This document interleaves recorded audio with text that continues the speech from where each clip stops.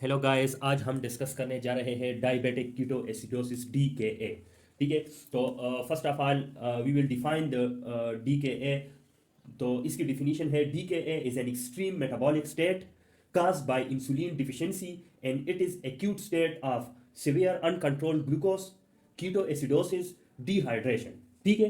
तो diabetic ketoacidosis के definition में हमने चार बातों का जिक्र किया: insulin deficiency, severe uncontrolled glucose, ketoacidosis, dehydration. ठीक है। तो सारा तमाम जो मतलब डी के ए का जो मेन मसला होता है वो है इंसुलिन डिफिशिएंसी का, जिसकी वजह से सिवियर अनकंट्रोल ग्लूकोज भी आ जाता है, कीटोएसिडोसिस भी होता है और डिहाइड्रेशन भी होती है। ठीक है। तो insulin deficiency is the main cause of all these problems. ठीक है। तो इंसुलिन डिफिशिएंसी से क्या होता है?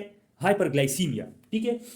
Glucose uptake into the cells और इनटू द ऑर्गन्स कम हो जाता है, जिसकी वजह से क्या होता है? देखें, इंसुलिन डिफिशिएंसी की वजह से हाइपरग्लाइसीमिया हो जाता है। ठीक है।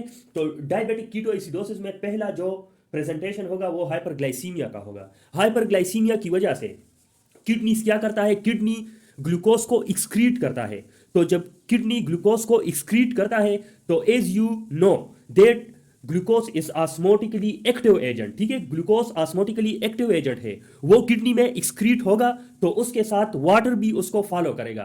तो एज ए रिजल्ट क्या होगा? डायरेसिस होगी।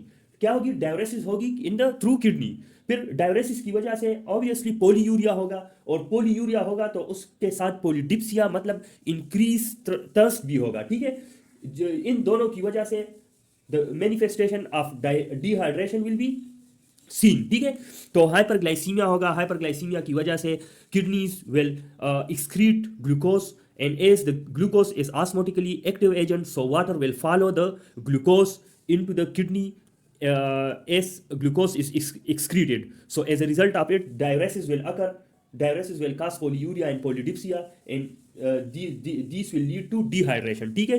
तो dehydration इसलिए होगा कि बहुत यूरिन की जो रेट है, rate of production of urine और एक्सक्रीशन ऑफ यूरिन वो बढ़ जाएगा। ठीक है। जिसकी वजह से पोलीयूरिया होगा।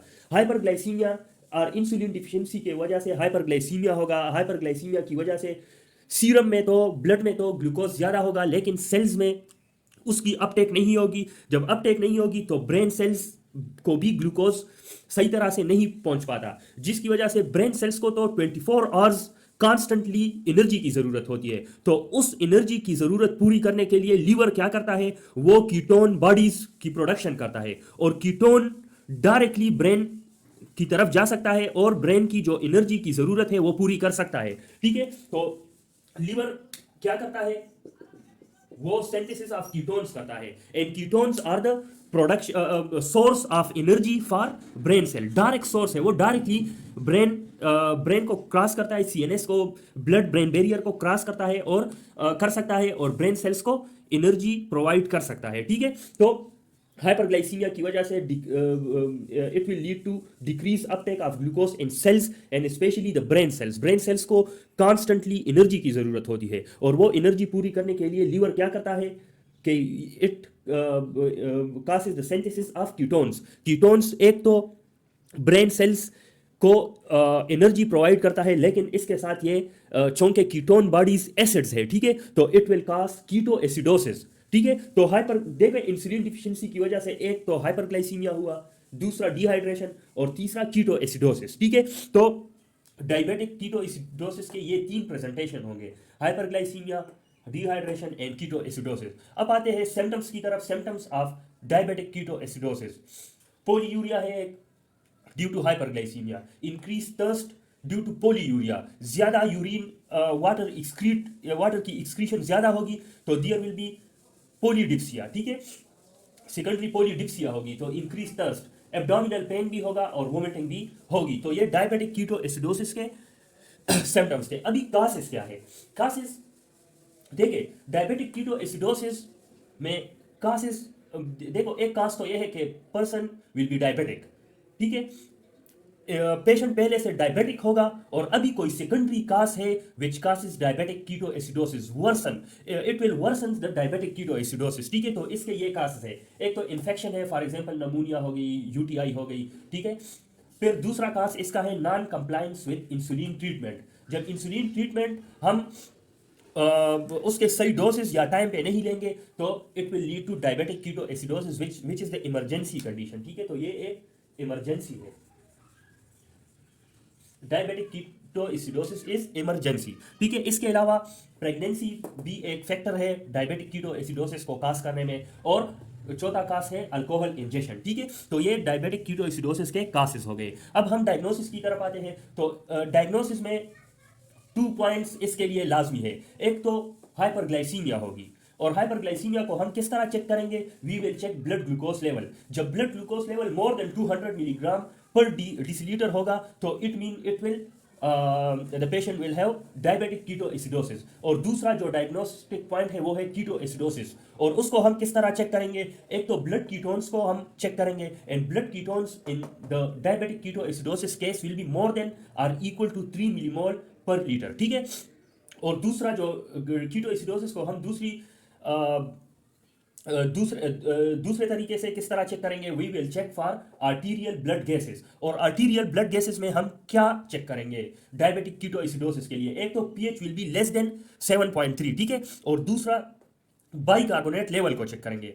इन the diabetic ketoacidosis the bicarbonate level will be less than 15 millimole per litre. ठीक है, तो इसके डायग्नोस्टिक पॉइंट्स 2 है, एक हाइपरग्लाइसीमिया और एक ketoacidosis. We will check hyperglycaemia through blood glucose level. If it is more than 200 milligram per deciliter, then it will be diagnostic point for diabetic ketoacidosis. And the second point is ketoacidosis. And ketoacidosis can be checked through blood ketones and arterial blood gases. ठीक है, तो ये diagnosis हो गई diabetic ketoacidosis की। अब हम जाते हैं इसकी मैनेजमेंट की तरफ, how we will manage diabetic ketoacidosis.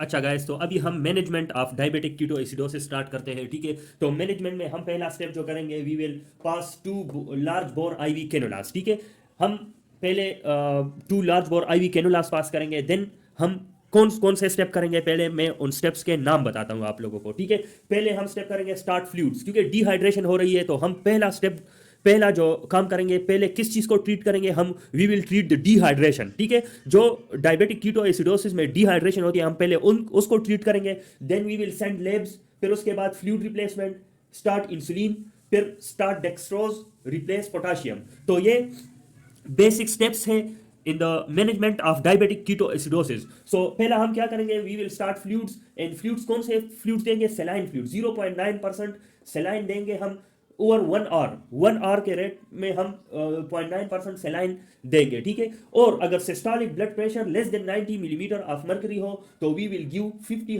ml of saline in 15 minutes. ठीक है, तो हम रेट को बढ़ा देंगे, ज्यादा देंगे फिर अगर सिस्टोलिक ब्लड प्रेशर 90 से कम हो। ठीक है, फिर हम ब्लड कलेक्ट करेंगे और उसको इन्वेस्टिगेशन के लिए भेज देंगे। तो वी विल सेंड लेब्स, किस लिए?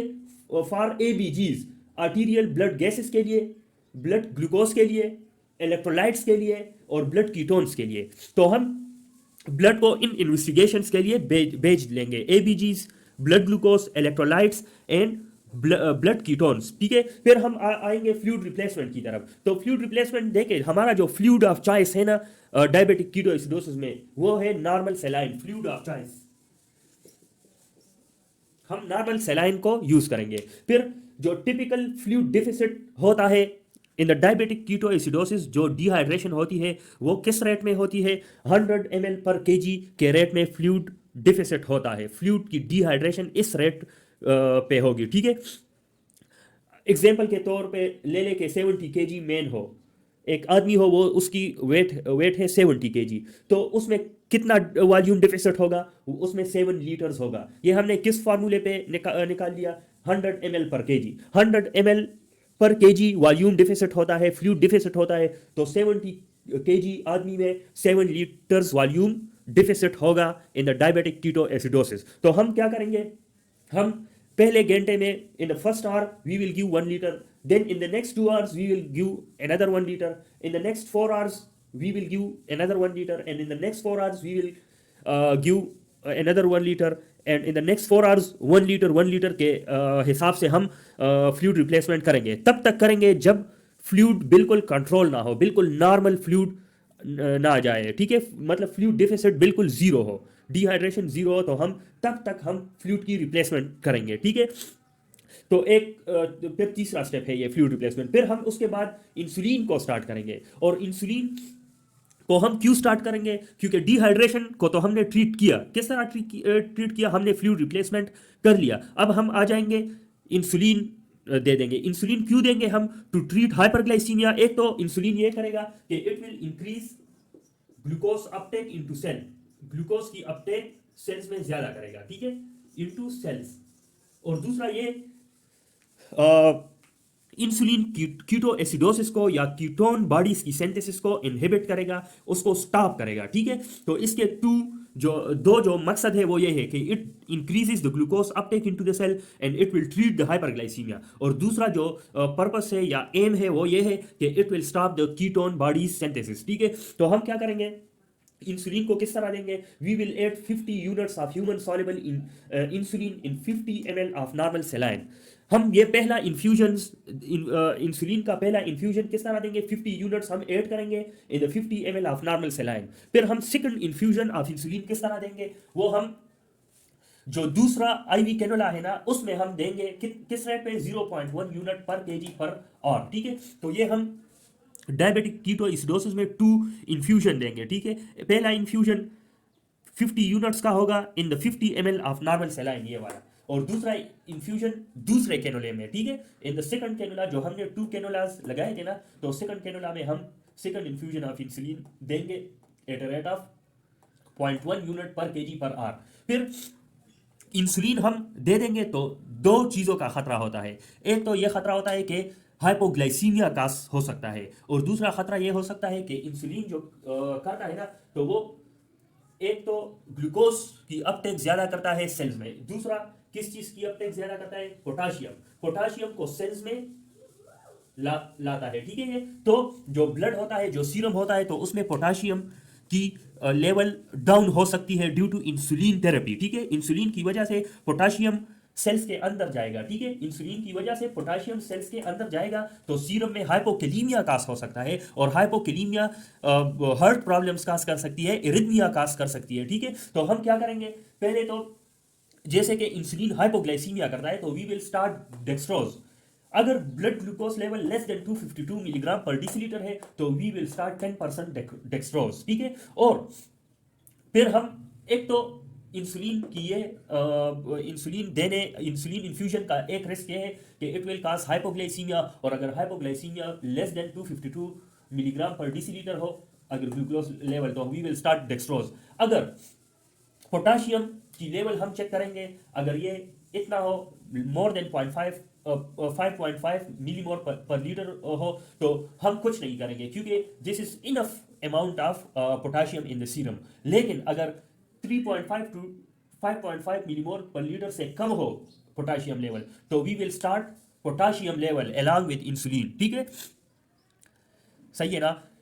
इंसुलिन थेरेपी स्टार्ट करने से पहले हम ग्लूकोज लेवल को फाइंड करेंगे, ठीक है, और पोटाशियम को। अगर ग्लूकोज लेवल इससे कम हो 252 से मिलीग्राम पर डिसीलीटर, तो हम डेक्सट्रोज स्टार्ट करेंगे, और हम पोटाशियम लेवल को चेक करेंगे। अगर पोटाशियम लेवल इससे कम हो, तो हम इंसुलिन थेरेपी स्टार्ट करने से पहले पोटाशियम बी ऐड करेंगे, ठीक है, अगर इस लेवल से कम आया, ठीक है। तो ये सारा था मैनेजमेंट ऑफ डायबिटिक कीटोएसिडोसिस। हम पहले fluids, then we will send labs for एवीजीज, blood glucose, electrolytes, blood ketones. Fluid replacement हम करेंगे, स्टार्ट इंसुलिन, लेकिन इंसुलिन स्टार्ट करने से पहले हम ब्लड ग्लूकोज को फाइंड करेंगे और पोटाशियम को फाइंड करेंगे, चेक करेंगे। अगर blood glucose less than 252 milligram पर डीएल हो, ठीक है, तो हम डेक्सट्रोज को स्टार्ट करेंगे इंसुलिन थेरेपी के साथ, और अगर पोटाशियम लेवल इससे कम हो, तो तब भी हम इंसुलिन थेरेपी के साथ या इंसुलिन इन्फ्यूजन के साथ हम पोटाशियम की रिप्लेसमेंट भी करेंगे।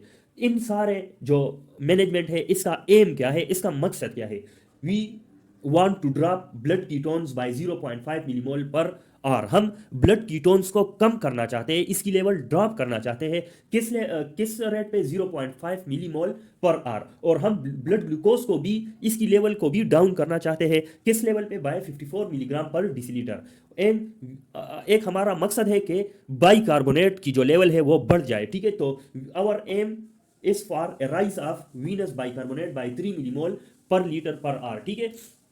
तो हम डायबिटिक कीटोएसिडोसिस को दो मकसद के लिए करते हैं कि एक मकसद ये है कि ब्लड कीटोन और ब्लड ग्लूकोज की लेवल ड्रॉप हो जाए, और दूसरा मकसद ये है कि वीनस बाइकार्बोनेट की लेवल राइज हो जाए, ठीक है, बढ़ जाए, ठीक है। तो हम इन दो मकसद के लिए मैनेजमेंट ऑफ डायबिटिक कीटोएसिडोसिस करते हैं। और डायबिटिक कीटोएसिडोसिस में यही मसले होते हैं कि ब्लड कीटोन बढ़ जाता है, बाइकार्बोनेट कम हो जाता है, ब्लड ग्लूकोज हाई हो जाता है, डिहाइड्रेशन होती है। तो डिहाइड्रेशन के लिए तो हमने फ्लूइड रिप्लेसमेंट किया, और ब्लड कीटोन और ब्लड ग्लूकोज को कम करने के लिए हमने इंसुलिन इन्फ्यूजन दिया, ठीक है। तो ये हमारा सारा डायबिटिक कीटोएसिडोसिस था।